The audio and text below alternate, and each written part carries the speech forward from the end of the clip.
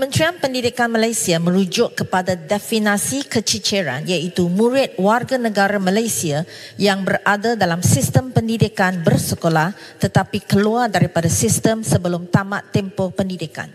Berdasarkan statistik KPM, kadar keciciran murid menunjukkan tren penurunan dari tahun 2019 kepada tahun 2022. Kadar keciciran murid pada peringkat rendah menurun daripada 0.12% pada tahun 2019 kepada 0.07% pada tahun 2022. Pada peringkat menengah pula, kadar keciciran menurun daripada 1.14% pada tahun 2019 kepada 0.99% pada tahun 2022. Namun KPM akan memuktamadkan data kadar keciciran murid bagi tahun 2023 selepas menerima maklumat enrolment dari agensi selain KPM.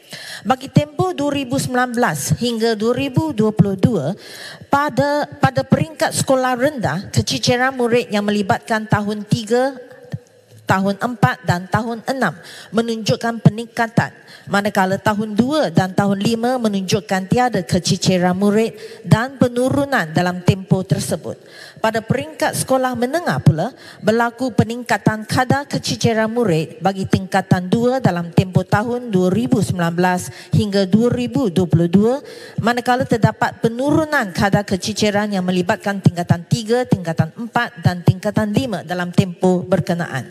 Kadar keciciran murid mengikut jantina pula pada peringkat sekolah rendah menunjukkan tiada keciciran murid perempuan berbanding murid lelaki bagi tahun 2019 hingga tahun 2022. Kadar keciciran murid lelaki menunjukkan tren penurunan dari tahun 2019 hingga tahun 2022 iaitu 0.16% pada tahun 2019 kepada 0.09% pada tahun 2022.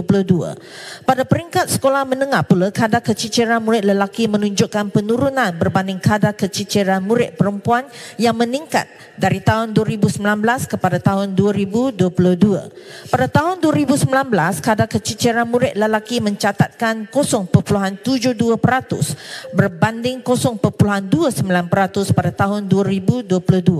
Kadar keciciran murid perempuan pula mencatat 0.40% pada tahun 2019 kepada 0.71% pada tahun 2022.